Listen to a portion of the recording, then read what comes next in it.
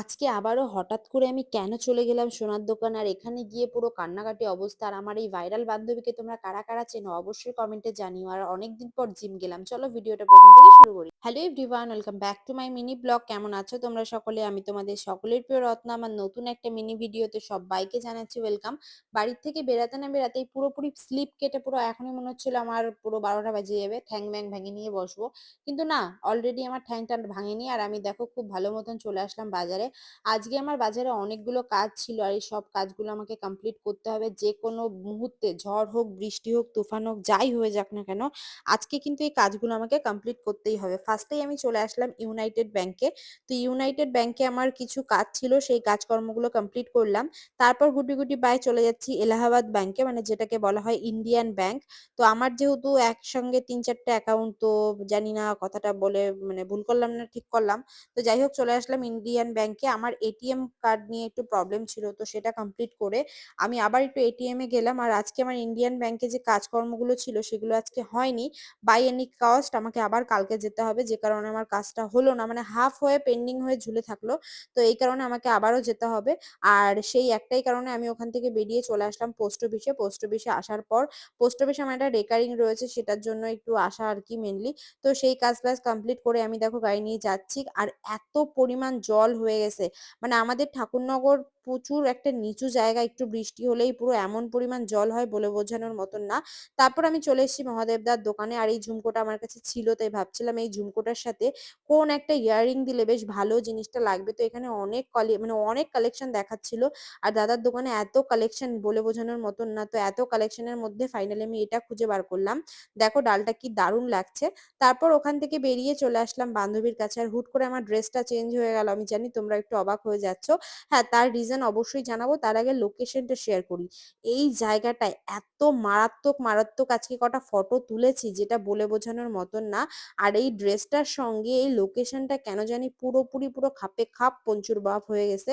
তো দেখো এইখানটায় খুব সুন্দর একটা বসার জায়গা আছে, আর এখানটায় দাঁড়িয়ে আমি অনেক অনেক সুন্দর সুন্দর ফটো তুলেছি। ভিডিওগুলো তো শেয়ার করছি, ভিডিওগুলো দেখে তো বুঝতেই পারছো যে ভিডিওটা এত সুন্দর হয়েছে, তার মানে ফটোগুলো আর কত সুন্দর হবে। এখানটায় অন্য আর একদিন আসবো সেই চিন্তা ভাবনা করে নিয়ে গেছি, কারণ আজকে আমার তো সেরকম কোনো প্রিপারেশন ছিল না যে আসবো। তো যেহেতু এসে পড়েছি তাই সুন্দর সুন্দর কিছু ফটো ভিডিও করে নিলাম। তার আগে আমার যে কাজগুলো করলাম সেগুলো কিন্তু অবশ্যই তোমরা দেখো। অনেকে মনে করো রত্নার তো কোনো কাজ থাকে না, শুধু ঘুরে বেড়ায়, শুধু ফটো তুলে বেড়ায়, ও তো সারাদিন শুধু চরকির মতন ঘোরে। এই জিনিসটা যারা মনে করো আজকের ভিডিওটা শুধুমাত্র তাদের জন্য। আর এখন থেকে আমি এরকম ভাবেই ভিডিও করব। আমি যেহেতু আমার ভালো দিকটা দেখাই, খারাপ দিকটা কখনো তোমাদের সাথে শেয়ার করতে চাই না। বাট কিছু কিছু মানুষ আছে যারা এই জিনিসটা মন্তব্য করে বা এই জিনিসটা মনে করে যে আমার সারাদিন খেয়ে দিয়ে কোনো কাজ থাকে না, শুধুমাত্র ফটো আর ভিডিও করা ছাড়া। তো তাদের উদ্দেশ্যে বলতে চাইছি না, তেমন কোনো বিষয় না। আমারও কাজ থাকে, আমার কেন, প্রত্যেকটা মানুষের জীবনেই অনেক কাজ থাকে, কেউ সেটা শো আপ করে, কেউ করে না। তো ফাইনালি এই মহারানী টাটা দিল আজকে হুট করে, মানে আসা আর আমার না এরকম হুট করেই প্ল্যানিং হয়। তো ওর সঙ্গে ওকে টাটা দিয়ে ওকে নামিয়ে দিয়ে আমি চলে আসলাম বাজারে। আর আমাদের বাজারের অবস্থা দেখো, প্রচুর পরিমাণ কাদা হয়ে গেছে। তো এখান থেকে নিয়ে নিলাম কিছু আলু, পেঁয়াজ, তারপরে নিয়ে নিলাম একটুখানি চিকেন। তো আজকে বাড়িতে চিকেন হবে গাইস। তো চলো বাড়ি গিয়ে চিকেনটা একটু ভালো করে খাই। Later. বাড়ি এসে খাওয়া দাওয়া কি করব, এদিকে টানটানা একটা ঘুম দিয়ে নিয়েছিলাম। আর ভিডিও করার কথা তো ভুলেই গেছিলাম যে আমার একটা ভিডিও আমি অলরেডি সকালবেলা স্টার্ট করেছিলাম। তো সেটার তো আমার কোনো মাথায় ছিল না। তারপরে এই যে দেখো আমি একটু সুন্দর করে সেজে গুজে নিয়েছি, মানে এখন আমি যাচ্ছি জিমে। সারাদিন মাংস তার সঙ্গে আলু মালু খেয়ে এখন যাচ্ছি জিমে। আমার যে অবস্থাটা কি হবে সেটা আমি নিজেই বুঝতে পারছি না। আর আমার না এই বিকেলে জিমে যেতে একদম ইচ্ছা করে না। মানে আমার সবসময় মনে হয় সকালবেলা একটা ফ্রি, মানে পুরো একটা ফ্রেশ মুড নিয়ে একটু ফ্রি ভাবে জিম করা যায়, যেটা কিনা শরীরের পক্ষেও অনেকটা উপকারী। কিন্তু ওই যে আমার তো সকালবেলা ঘুমই ভাঙে না। আমি চেষ্টা করি তাড়াতাড়ি করে ঘুমানো, কিন্তু তাড়াতাড়ি করে ঘুমালেও না আমার কেন জানি মানে ঘুম আসেই না। আর এই কারণে কিন্তু আমি সকালবেলা উঠতে পারি না। সকালবেলা যদিও আমাকে টেনে ওঠানো হয়, আমি আবার গিয়ে ঘুমায় পড়ি। তো এই জিনিসটা আমার মধ্যে হয়। তো এই জিনিসটা কি করে সলভ হবে, যদি কারোর কাছে কোনো রকম মানে কোনো রকম ক্লারিফিকেশন থাকে অবশ্যই আমাকে একটু কমেন্টে জানিও। আর এইদিকে দেখো, মানে আমাদের এই রাস্তা এত সুন্দর উন্নতির রাস্তা, এই রাস্তা তো জীবনে ঠিক হবে না। মানে এত পরিমাণ খারাপ অবস্থা রাস্তার যে মানে হাত-ফাত, মাথা তুমি যা থাকবা, তোমার যদি মানে কোথাও সমস্যা থাকে, ব্যথা থাকে, এই রাস্তায় আসলে সেই ব্যথাটা কিন্তু ঠিক হয়ে যাবে।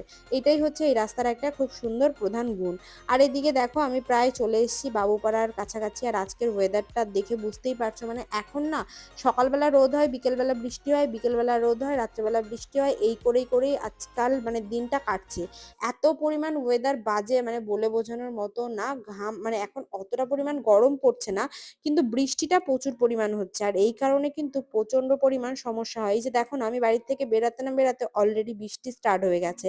আর আমি গাড়িটা রাখলাম, গাড়িটা রেখে আমি জিমে যাচ্ছি। ও হ্যাঁ, তোমাদের সাথে আরেকটা কথা শেয়ার করি।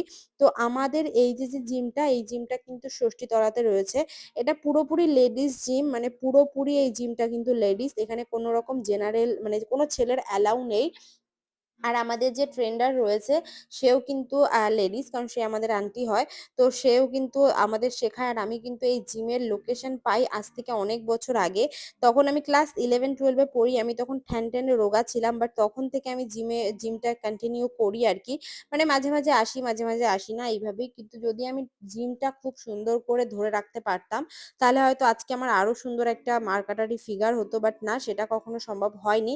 কারণ আমি কখন, কোথায়, কোন মুহূর্তে কিভাবে থাকি সেটা আমি নিজেও জানি না। আর আমার জিমে আসলে মানে এত কষ্ট হয়, সারাদিনের কষ্ট মনে হয় জিমে আসলেই হয়।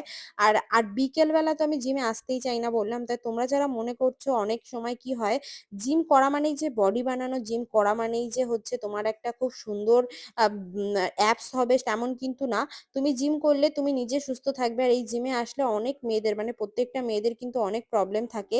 সেই প্রবলেমগুলো ওষুধ খেয়ে, ডাক্তার দেখিয়েও কিন্তু কমপ্লিট হয় না। তো জিমে আসলে তোমরা কিন্তু সেইগুলো পুরোপুরি রিমুভ করতে পারবে। আমার চোখে দেখা এরকমই অনেকগুলো দিদিভাই আছে যারা জিমে এসছে আর অনেক পরিমাণ খেটে তাদের সমস্যাগুলো ঠিক করেছে। তো শরীরে এই জিম করা, ব্যায়াম করা, এটা যে কতটা ইম্পর্টেন্ট আশা করি সেটা আমার নতুন করে বলতে হবে না, তোমরা সকলেই জানো।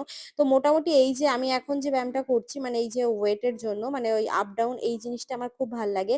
আর আমি জিমে আসলে সবথেকে বেশি এই জিনিসটাই করতে পারি। আর জানো তো, জিম করলে নিজের স্কিনটাও খুব ভালো থাকে। আর একটা আলাদাই বেবস পাওয়া যায় জিমে গেলে। কিন্তু আমি টাইম মেইনটেইন করতে পারি না। আর আমি আগে পরে হয়তো জিমের কোনো ভিডিও তোমাদের সাথে শেয়ার করিও নি।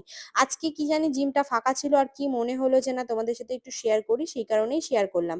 তাই যারা মনে করছো যে না ছেলেদের জিম না মেয়েদের জিমে যাবে, তো অবশ্যই কন্ট্যাক্ট করতে পারো। আর আজকের ভিডিওটা কেমন লাগলো সেটা কিন্তু জানাতে ভুলবে না। দেখা হবে